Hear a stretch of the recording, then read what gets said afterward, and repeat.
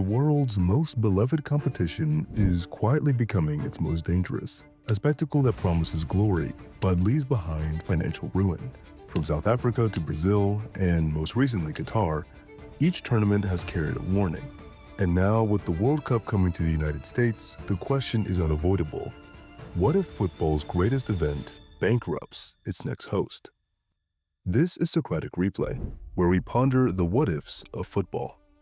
When FIFA promises a World Cup, the sales pitch is always the same: new infrastructure, global prestige, and a lasting legacy. But history tells a very different story. South Africa, 2010. Billions poured into shiny new stadiums, but once the final whistle blew, many became underused monuments. 4 years after the tournament, the majority stood largely empty and hosted poorly attended local matches. Cape Town Stadium, for example, lost an estimated $6 to $10 million per year in operating costs. Brazil 2014. The festival of football came at an enormous price to taxpayers.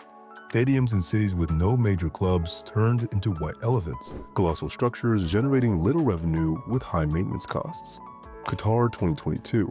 The tournament unlike any before it, with astronomical costs measured not just in dollars, but in human lives and controversies.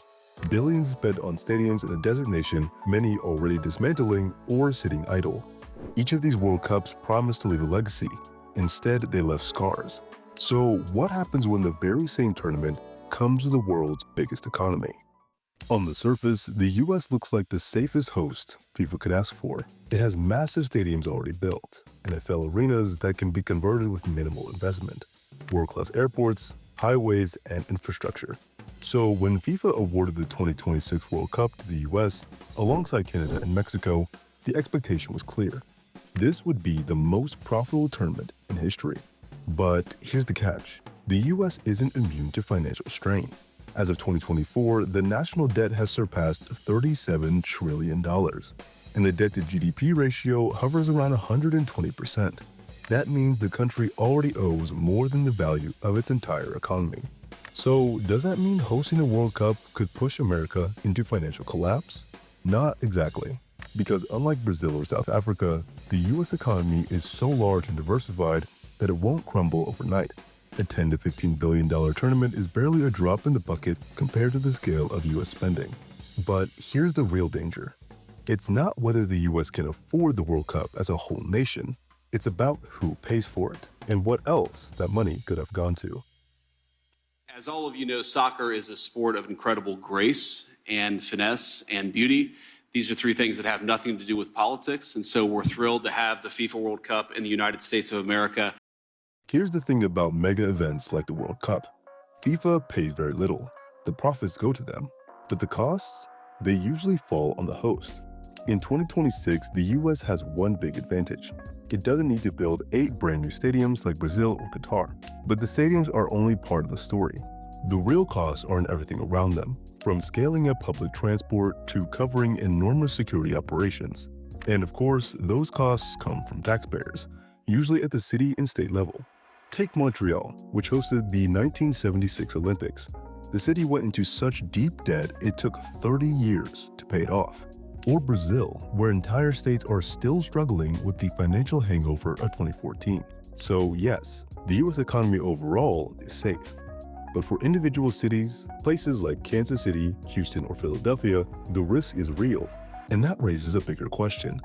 What if hosting the World Cup doesn't bankrupt the United States, but instead pushes one or more of its host cities into financial crisis?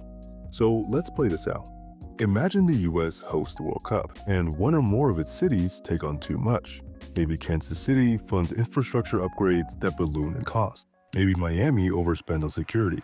Maybe Los Angeles, struggling with debt already, adds a new layer of financial burden.